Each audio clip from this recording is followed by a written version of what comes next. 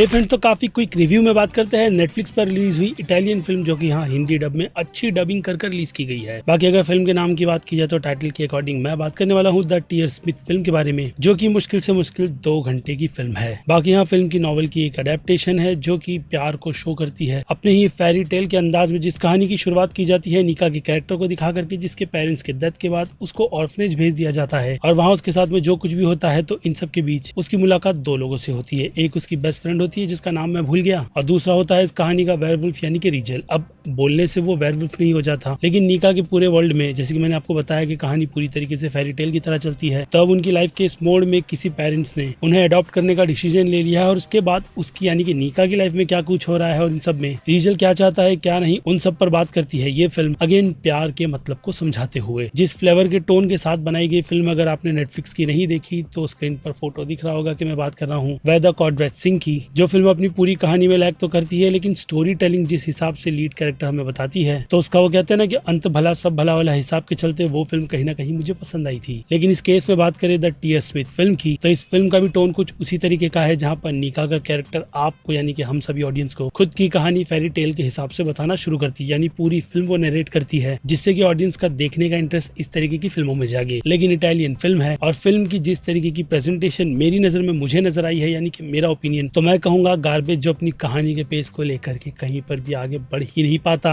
In fact कहानी उन्होंने and कर दी है, लेकिन प्रेजेंटेशन के हिसाब से जैसे कि बात कर लो कैरेक्टर डेवलपमेंट की, तो वो गया खिड़की से बाहर, जिनमें सिवाय निका के कैरेक्टर के अलावा बाकी किसी भी कैरेक्टर को डेवलप ही नहीं किया गया। यानी बात की जाए ऑर्फनेज की, उस शैतान वाली आंटी की जो सच में भूत नहीं थी लेकिन उसके कारनामे अमिताभ बच्चन की मोहब्बत फिल्म की तरह परंपरा यही सब हिंदी में बार बार रिपीट करते रहते हैं, जिसके चलते वो बच्चों को बुली करती है। लेकिन क्यों करती है और इन सब के बीच उसका प्यार रीगल को लेकर के क्यों है, उस पर भी ये फिल्म ठेंगा दिखाते हुए आगे बढ़ती है। और ऐसा ही ठेंगा हमें ये रिका की उस दोस्त को लेकर भी दिखाती है। उसके अलावा उसके पीछे जो लड़का पड़ा है उसकी भी कहानी का आर्क कुछ वहीं पर जाता है और कोर्ट में कहानी आगे कहाँ बढ़ेगी वो भी एक्सप्लेन नहीं किया जाता, और ना ही रीगल के कैरेक्टर के साथ में एंड में जो हो रहा है यानी उसकी बीमारी को लेकर के जो चीजें चल रही है वो भी एक्सप्लेन नहीं की गई कि अंत में उसका क्या हुआ, क्योंकि फिल्म खत्म ही कुछ ऐसे नोट पर हुई जो हो सकता है कि कुछ लोगों के लिए काफी ज्यादा अच्छी हो। लेकिन जैसे कि मैंने कहा, मेकर्स बस प्यार के फॉर्मूले को लेकर के एक ऐसा घिसा पिटा कंटेंट लेकर के आ गए है जो नॉवेल में हो सकता है कि बहुत लोगों को काफी ज्यादा पसंद आया होगा, लेकिन अगर कंटेंट ही डेफिनेटली इस तरीके का है तो मैं नॉवेल को हाथ भी लगाना नहीं चाहूंगा, क्योंकि मेरी नजर में इस तरीके की बेकार और घटिया सी कहानी सिवाय टाइम वेस्ट करने के अलावा और कुछ भी नहीं करती, जो कि अनफॉर्चुनेट मैंने इस फिल्म के लिए कर भी दिया। लेकिन खैर वैसा टाइम आपका बर्बाद ना हो इसलिए मैं ये वीडियो बना करके आपको मेरा पर्सनल ओपिनियन क्या है इस बेकार सी फिल्म को लेकर के वही शेयर कर रहा हूँ, जिन सब पर मुझे लगता है कि ज्यादा डिटेल में जाकर के बात करने की जरूरत है। यानी कि अब वीडियो को एंड किया जाए, नहीं बिना रेटिंग के तो वीडियो एंड नहीं होगा, इसलिए अगर रेटिंग की ही बात की जाए तो मास ऑडियंस की नजर में ये शो हो सकता है कि कहीं ना कहीं बी की कैटेगरी डिजर्व कर ले। तो वही बात की जाए क्रिटिक्स की, तो क्रिटिक्स का प्यार भी शो को उतना ज्यादा नहीं मिला है, यानी उनकी नजर में सी की रेटिंग जिनसे पूरी तरीके से डिसएग्री करते हुए डी की कैटेगरी बिल्कुल परफेक्ट रहेगी, जिस पर अब आपको जो सोचना है वो आप मुझे कमेंट में लिख करके बता देना। मेरा काम था आपको इस फिल्म की डिटेल देनी कि आपको आपका समय देना भी चाहिए या नहीं, जो मैंने दे दिया है। यानी कि अब वीडियो का बनेगा फाइनली पैकअप, और हाँ आप जाते जाते छोटी सी डिमांड भी जो की है, चैनल को सब्सक्राइब, वीडियो को लाइक और शेयर करने की तो कर लो।